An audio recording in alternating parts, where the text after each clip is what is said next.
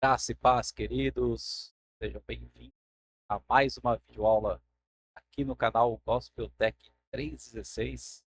Eu sou o Alessandro Moraes. Hoje nós estaremos dando continuidade aí no nosso estudo do livro de Apocalipse.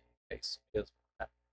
Nós já estamos hoje aí adentrando, né, a aula de número 41, ok?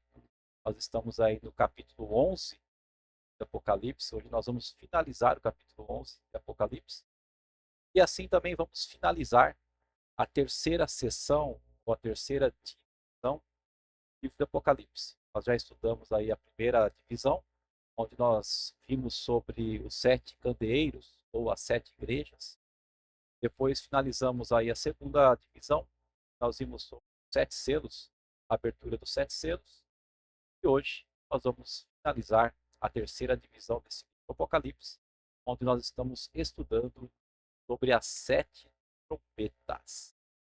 Pessoal, nós temos visto aí, né, muitas informações, como eu já disse na aula passada. A internet hoje nos proporciona muitas informações, também nos proporciona muitas desinformações, né? Então não é tudo que a gente ouve que a gente pode acreditar, ok? Inclusive nos dias atuais, tem tantas pessoas gerando conteúdo, né, com inteligência artificial, com a IA, e tem hora que fica difícil da gente discernir já o que é realidade do que não é realidade, o que foi gerado pela inteligência artificial. Por isso, a importância de nós aprendermos a cada dia mais e mais sobre a palavra de Deus, que é a palavra de Deus que vai nos dar esse discernimento, é a palavra de Deus que vai nos ajudar a ver as coisas que estão acontecendo no mundo e dar uma direção, como nós temos que agir, nós temos que fazer. Amém, queridos? Então é isso. Esses estudos, né, no canal aqui Gospel Tech 316, é uma forma de você estudar a Bíblia, né, praticamente capítulo a capítulo, tipo versículo a versículo, mas capítulo a capítulo. Você ter um entendimento daquilo que Deus deixou como sendo o manual da nossa vida. Ainda mais se tratando dos dias atuais que nós estamos vivendo, né? Hoje eu estou gravando esse vídeo, dia 9 de novembro de 2025. Ontem, foi ontem, sábado ou na sexta-feira, não me lembro bem, acho que foi na sexta-feira, teve um tornado, né, categoria F3, lá na região sul do Brasil, destruiu praticamente uma cidade, né? Então, algo que jamais nós tínhamos notícia de ter acontecido no Brasil, pelo menos dessa gravidade, né, um tornado F3, começou a surgir. Mateus, capítulo 24, né, Jesus diz algumas coisas do que vão acontecer. Ele fala que é como as dores de parto de uma mulher, né? Como assim? A mulher grávida, quando já está quase no momento de dar luz, ela começa a ter as contrações ou dores de parto, né? E essas contrações ou dores de parto, elas vão aumentando e no espaço mais curto de tempo, conforme vai chegando mais perto de dar a luz. Então ela começa primeiro sentindo uma dorzinha, aí depois de algum tempo ela sente uma dor um pouco maior, aí com menos tempo ela sente outra maior, e assim vai até dar a luz. Jesus disse que nos finais dos tempos aconteceriam tais coisas. Então, provavelmente, daqui para frente, nós vamos ver coisas terríveis acontecer, tá? Num grau mais elevado e num curto período de tempo, tá? Isso é chamado das dores de parto, ok? Por isso é muito importante nós estudarmos a palavra de Deus e principalmente o livro do Apocalipse. Porque o livro do Apocalipse, ele vem nos revelar, tá? Ele vai nos revelar qual o objetivo, que é a vitória de Cristo sobre seus inimigos. É a vitória de Cristo sobre seu. Como Deus, Jesus, vai guardar a sua noiva, vai guardar a igreja, tá? Da derrota do inimigo. É como eu falei na aula passada. Nós poderemos até aqueles que creem, aqueles que são verdadeiros cristãos, podem até vir a morrer a primeira morte, que é a morte física, mas não passaremos pela morte eterna, que é a segunda morte, que é a morte da nossa alma, do nosso espírito. Tá ok, pessoal? Então é isso. Se você está me vendo aqui, né, eu peço que você deixe o joinha aí, like no vídeo, a plataforma entender que é um vídeo relevante para poder anunciar para mais pessoas, né, chegar para mais pessoas. Você também compartilhe, você mesmo compartilhe esse vídeo com seus parentes, com seus amigos, com seus colegas de trabalho, o pessoal da igreja, né, todos aqueles que querem aprender um pouco mais da palavra do Senhor. E vamos estar orando para dar início ao aula de hoje. Querido Deus e amado Pai, nós te louvamos, nós te glorificamos, nós exaltamos o seu santo e poderoso nome. Nós rendemos as nossas vidas, ó Pai, diante de Ti, no Teu altar. Nós colocamos nossas vidas perante a Ti para que o Senhor venha ministrar a Tua palavra neste momento aos nossos corações. Que o Senhor venha realmente, ó Pai, ensinar um pouco mais, ó Pai, daquilo que já deixou escrito para nós. Através de homens, Senhor, que não foram quaisquer homens, mas foram homens escolhidos, ó Pai, a Ti. Foram profetas, ó Pai, que o Senhor escolheu para poder dar discernimento através do seu Santo Espírito, para que eles escrevessem, Pai, todas as palavras que estão no livro da vida, que é a Bíblia Sagrada. Senhor. E que o Senhor possa nos dar, ó Pai amado, o entendimento da Tua palavra de ser de hoje. Sabemos que esse livro do Apocalipse não é um livro fácil de se entender, de se compreender, mas também, Senhor, sabemos que é um livro que vem e cai, Senhor, na nossa alma com regozijo. E Ele nos dá a certeza, Pai, que a igreja será vitoriosa em Cristo Jesus. Muito obrigado, Senhor. Bom, pessoal, então, hoje, aula número 41, né?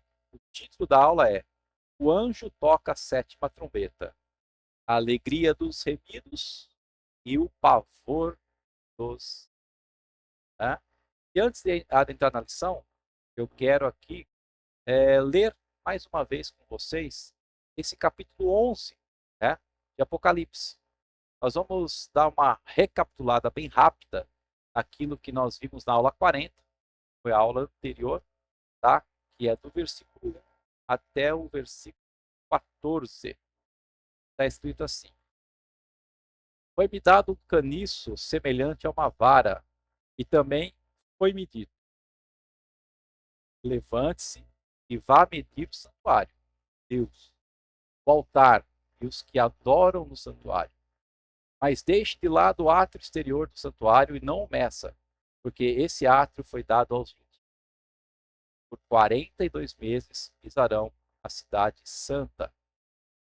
Nesses primeiros dois versículos aqui, Deus está falando sobre, quando ele fala de medição, aqui, medir o santuário, está falando de uma proteção aos cristãos, uma proteção àqueles que creem na palavra de Deus.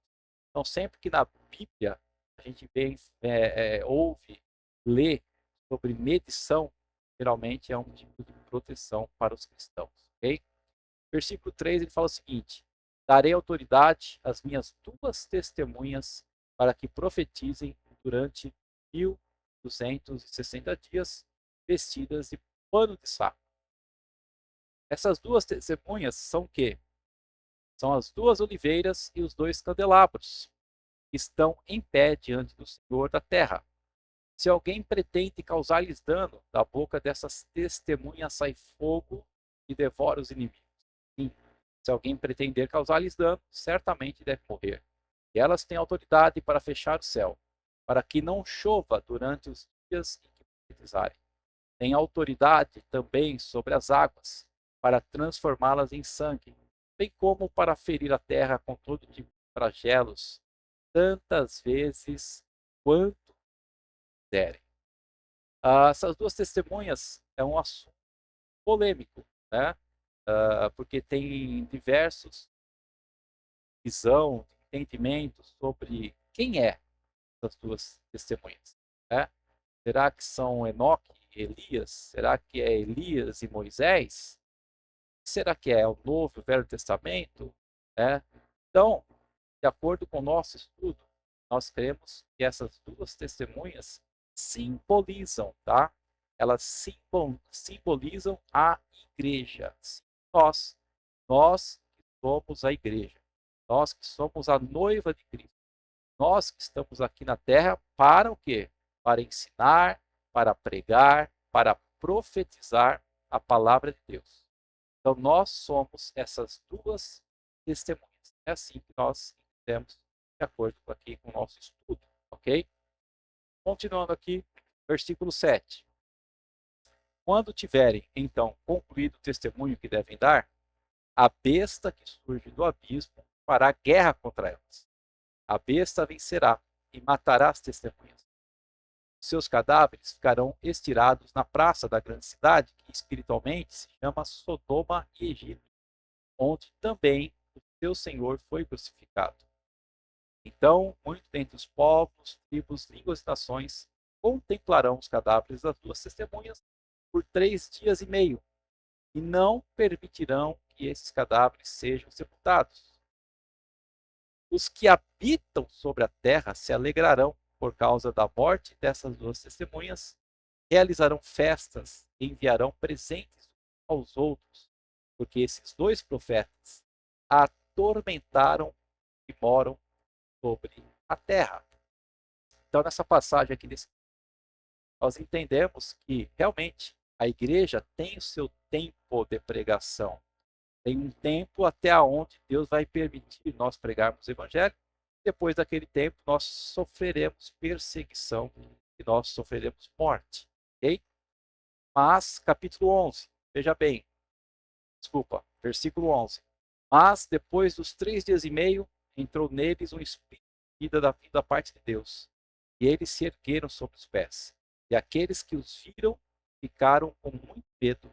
E as duas testemunhas ouviram uma voz forte vinda do céu, dizendo-lhes: Subam para cá. Subiram ao céu numa nuvem, e os seus inimigos as contemplaram. Naquela hora houve grande terremoto e ruiu a 10ª parte da cidade. Nesse terremoto morreram 7.000 pessoas. As outras pessoas ficaram aterrorizadas, deram glória ao Deus do céu. Passou o segundo ai. Eis que sem demora vem o terceiro ai. Então, esses últimos versículos aqui falam o quê? Que mesmo nós, como igreja, depois de ter pregado, testemunhado a vida de Cristo, depois de nós, como igreja, termos sido perseguidos, mortos pelo inimigo, Jesus vai nos ressuscitar. Amém? Jesus nos ressuscitará para a honra e glória do seu nome dele, para a eternidade. Ok? E hoje, né? Hoje, nós vamos aqui estar vendo a partir do versículo 15, né? Do 15, primeiro do 15 ao 18, que diz assim: o anjo toca a 7ª trombeta. O toque dessa 7ª trombeta vai significar o quê? Vai significar a alegria dos remidos, né? Do povo cristão remido, aqueles que morreram por Cristo, e o pavor dos ímpios, aqueles que não creem no Senhor. Então o 7º anjo tocou sua trombeta e houve vozes altas bradando dos céus: o reino deste mundo agora pertence ao nosso Senhor e ao seu Cristo, e ele reinará para todo sempre. E os 24 anciãos, sentados em seus tronos diante de Deus, prostraram-se com os rostos no chão em adoração a Deus, dizendo: Nós lhe agradecemos, Senhor Deus Todo-Poderoso, que é e que era, porque agora o Senhor tomou posse do seu grande poder e começou a reinar.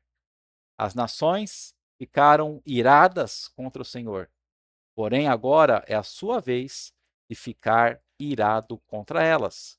É tempo de julgar os mortos e recompensar os seus servos, tanto os profetas como o seu povo e todos os que temem o seu nome, tanto grandes como pequenos, e de destruir aqueles que causaram destruição sobre a terra.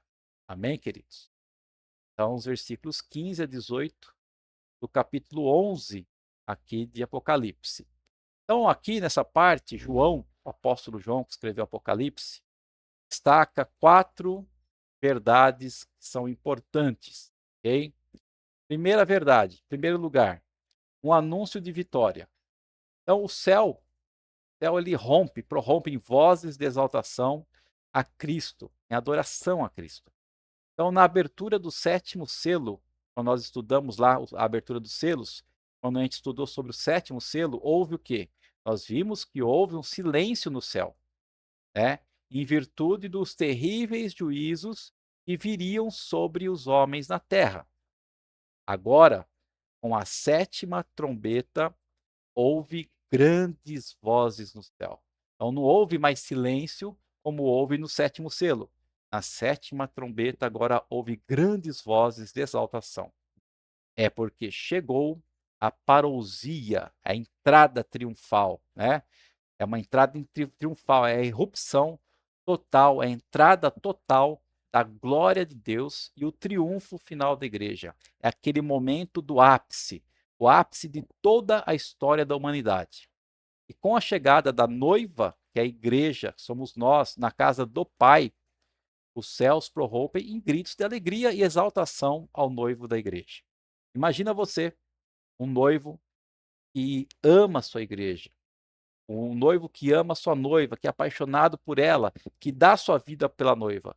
Quando chega o momento do seu casamento e quando essa noiva aparece santa, imaculada, enfim, pronta para se casar com o noivo, é uma é um momento de exaltação, é um momento de alegria muito grande. E é isso que vai acontecer justamente quando for tocada essa 7ª trombeta. Quando for tocada a 7ª trombeta, a igreja subirá aos céus para se encontrar com Jesus Cristo, a noiva encontrando o noivo. Então, nós devemos lembrar que a 7ª trombeta, ela aponta o fim das oportunidades, né? Então, até a 6ª trombeta, ainda o homem aqui na terra terá a oportunidade de se arrepender, de crer em Cristo e ser salvo. Mas a partir do toque da 7ª trombeta, não terá mais oportunidade, né? E, enfim, quando tocar a 7ª trombeta, que vai apontar para os 7 flagelos, né, as 7 taças da ira de Deus, não vai ser apenas um dia, mas vai ser dias de angústia tão grande que ninguém mais já viu ou já pensou aqui na Terra. George Ladd diz que o soar da 7ª trombeta inicia não o fim, mas o tempo do fim, ok? Então, a 7ª trombeta vai anunciar o tempo do fim, um tempo que, para aqueles que não tiverem salvos em Cristo, que não pertencer à noiva, e não ser a igreja do Senhor, vão sofrer demais e não terão mais a oportunidade do arrependimento. Bom, então, em primeiro lugar, nós vimos aí, né, que nesses versículos, há um anúncio de vitória, uma exaltação muito grande. Segundo lugar, o reinado vitorioso e eterno de Deus e do seu Cristo é proclamado pelos anjos. Então, o reino de Deus está presente, mas ainda não na sua plenitude, não ainda na sua totalidade. Eu gosto de falar que sempre que a gente pronuncia reino de Deus, nós temos que lembrar que não é um local, mas é um sistema de governo. Então, podemos traduzir o reino de Deus também por reinado de Deus. Então, o reinado de Deus, o sistema está presente, mas ainda não vivemos ele na sua totalidade. Deus sempre reinou e Cristo jamais deixou de ter o seu poder e sua autoridade. Jesus ensinou claramente que o reino de Deus já estava presente no seu próprio ministério aqui na terra. A gente pode encontrar isso no livro de Mateus, no Lucas, nos evangelhos. E algumas parábolas de Jesus deixa bem claro que o reino de Deus já está entre nós, já está presente.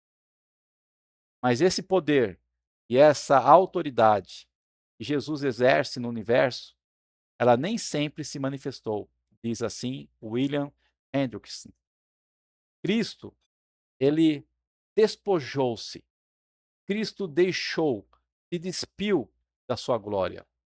Ele fez-se escravo, ele fez-se servo, ele morreu na cruz, ele foi sepultado, mas ressuscitou, queridos, e voltou ao céu. Mas quando ele vier a segunda vez, ele vai vir com grande poder e muita glória.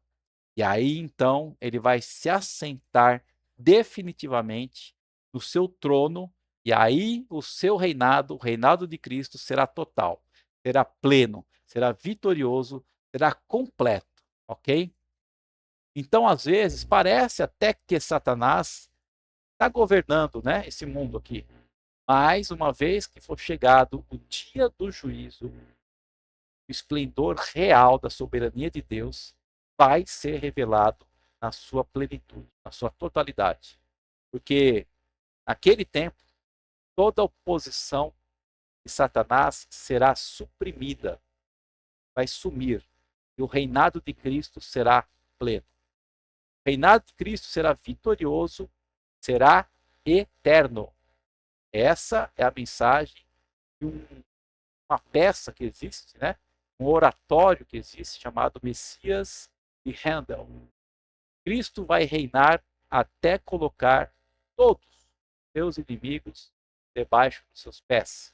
E então entregará o reino ao Deus e Pai, e aí sim será o fim. Anthony Beckman diz que o reino de Deus é uma realidade tanto presente como futura. O reino de Deus já chegou, mas não ainda na sua plenitude. Ou seja, nós vivemos o reino de Deus hoje, mas não na sua totalidade, não em tudo que ele pode nos proporcionar. Terceiro lugar, uma aclamação de louvor. A igreja glorificada e honrada se prostra e adora a Deus. A igreja não apenas está na glória, mas também diante do trono. Os anciãos deixam seus próprios tronos e se prostram em adoração diante do trono de Deus. Eles dão graças por 3 bênçãos especiais. Que bênçãos? Primeira bênção, que Cristo reina supremamente. Segunda bênção, que Cristo julga justamente. Cristo é o cordeiro, mas é também o leão. Terceira bênção, que Cristo recompensa graciosamente. Em Apocalipse 4, 10 e 11, os anciãos louvam o Criador. Em Apocalipse 5, 9 e 14, os anciãos adoram o Redentor. E aqui agora a ênfase é sobre o conquistador e rei, né? Então, nós vemos aí que no capítulo 4, a igreja, que são os anciãos, eles adoram o Criador, depois adoram o Redentor e finalmente estão adorando agora o Conquistador, conquistador e rei, que assumiu o seu trono real. Bom, quarto lugar, a igreja anuncia as cenas do juízo final, onde as glórias da igreja serão contrastadas com o tormento dos ímpios. Então, enquanto a igreja estará numa festa, né, adorando a Deus dos céus, os inimigos estarão aqui na terra, os ímpios, aqueles que não se renderam ao Senhor, estarão passando por um tormento. Enquanto os santos estão dando graças, os ímpios estão enfurecidos. Em Apocalipse 11:2, nós já lemos, os ímpios estão o quê? Perseguindo a igreja. Em Apocalipse 11:9, os ímpios estão o quê? Se alegrando porque mataram os membros da igreja. Então eles perseguem, eles matam. Mas em Apocalipse 11:18, os ímpios já estão agora furiosos, porque a igreja agora está na glória e eles estão aqui sofrendo. Os ímpios não ouviram as testemunhas, não escutaram a voz de advertência e nem abandonaram seus pecados. Por isso, quando chega o juízo, estão cheios de fúria, enquanto a igreja está dando graças e adorando a Deus.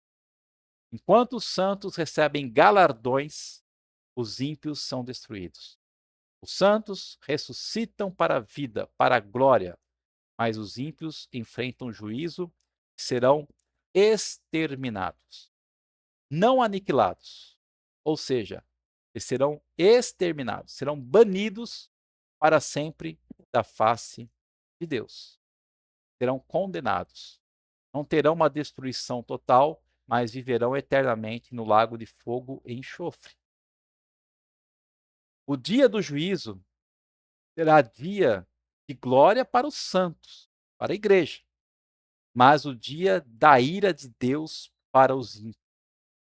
Esse dia já está determinado. Ele será dia de trevas e não de luz para todos aqueles que desprezaram a Jesus e perseguiram a sua igreja. Okay? Será o dia da ira de Deus. Essa sétima trombeta é proclamada como o último ai.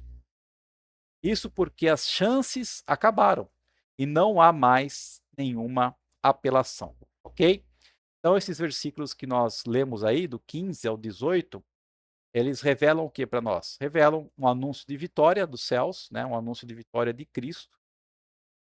Anunciam para a gente o reinado vitorioso e eterno de Deus. Anunciam também uma aclamação de louvor, todo mundo louvando, né? A igreja toda louvando ao Senhor. E anuncia as cenas do juízo final. Ok, pessoal? E por último agora, né? O versículo 19 do capítulo 11, a igreja no céu em comunhão íntima com Deus, em contraste com os ímpios sendo atormentados na terra. Então diz assim o versículo: Então, no céu, abriu-se o templo de Deus e a arca da sua aliança pôde ser vista. E houve relâmpagos, vozes, trovões, terremoto e uma grande tempestade de pedras. O santuário aberto no céu, ele é um símbolo da profunda comunhão dos remidos santos de Deus. O santuário está aberto par e par. Não há nada encoberto ou escondido. A arca é o lugar do encontro com Deus, onde a glória de Deus está presente. Ela é símbolo da comunhão superlativa, íntima e perfeita entre Deus e seu povo. Bem? Então, quando a gente fala em arca, a arca da aliança, a arca de Deus, ela simboliza que a comunhão da igreja, comunhão íntima e perfeita com Deus. Então aqui se cumpre o que está lá em Apocalipse ainda 21:3, que a gente ainda vai aprender, né? Está escrito assim: Eis o tabernáculo de Deus com os homens, e Deus mesmo habitará com eles. E Apocalipse 22 diz: Nela não vi santuário, porque o seu santuário é o Senhor, Deus Todo-Poderoso, o Cordeiro. Né? Essa comunhão ela é baseada na expiação. Salvos estão diante do trono da graça. Salvos estão desfrutando de todas as bênçãos da aliança da graça em toda a sua doçura. Para os ímpios, aquela mesma arca, símbolo da graça de Deus, é um símbolo de ira. A ira de Deus agora revela-se plenamente aos ímpios.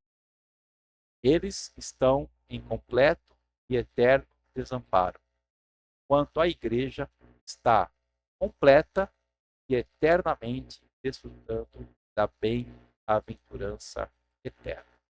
Então aqui é um contraste.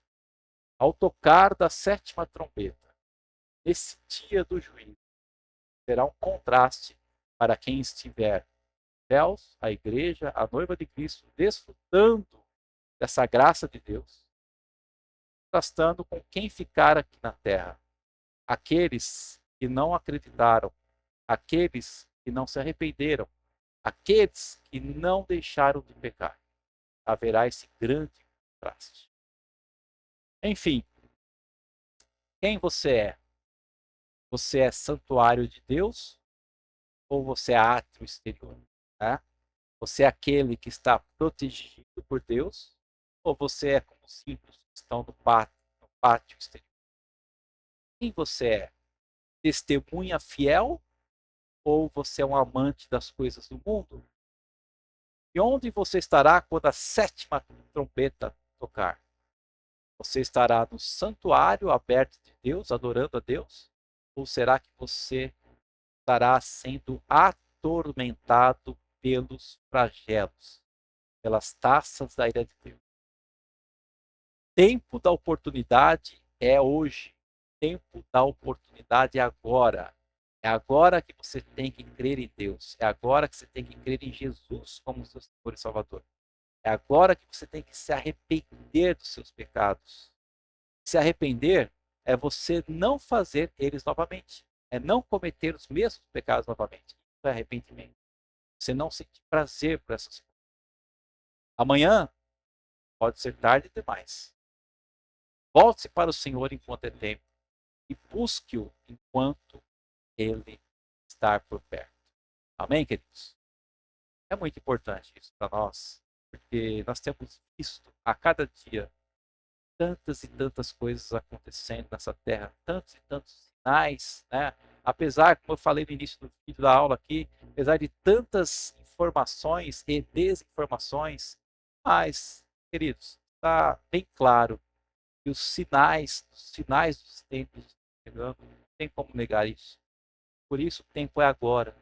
Você ainda não aceitou Jesus, você ainda não se entregou para Jesus, se ele ainda não é a prioridade na sua vida, faça isso agora. Faça enquanto você tenha tempo, ok? É isso aí, pessoal. Vamos estar orando para encerrar nossa aula de hoje. Não esqueça, compartilhe as lições com outras pessoas. É muito importante para as pessoas aprenderem também a palavra de Deus, né? Se você está chegando agora no canal Gospeltech 316, não se esqueça também de se inscrever no canal, tá?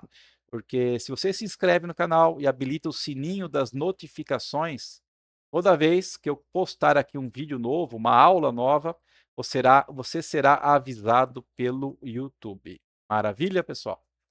Querido Deus e amado Pai, muito obrigado, Senhor, mais uma vez, por esse tempo precioso na Tua presença. Muito obrigado, ó Pai, por esses momentos que nós pudemos aprender um pouco mais da Tua palavra. Ela veio fortalecer, ó Pai, nossa alma, fortalecer o nosso espírito, Pai.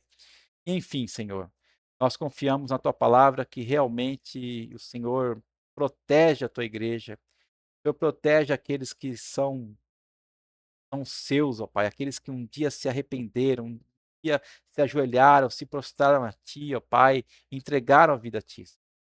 E nós sabemos e temos a certeza que apesar de tudo que virá nesse mundo, ó Pai, de desastres, de perseguições, de morte, mas nós temos a certeza que o dia da sétima trombeta chegará. E ao soar da sétima trombeta, Pai, toda a tua igreja, toda a tua noiva se reunirá contigo nos céus, ó Pai. Que nenhum de nós aqui possamos ficar na terra, Senhor, vivendo as tormentas dos flagelos.